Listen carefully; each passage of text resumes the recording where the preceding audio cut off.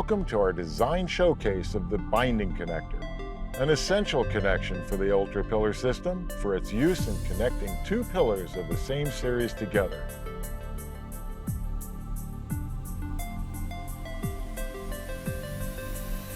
For the convenience of installation, we will only loosely tighten the screws at the start. It is also important to make sure the screw holes are aligned when assembling.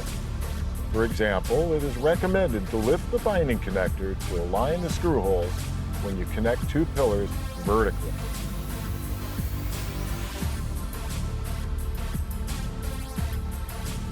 We then continue in a diagonal fashion in order to evenly distribute stress. Be sure to firmly tighten.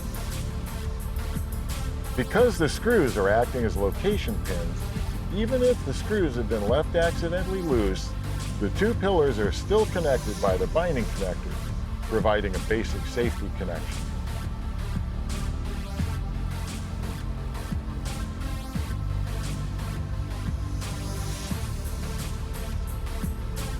We still recommend using screw glue or lock washers for high vibration locations or permanent critical installations.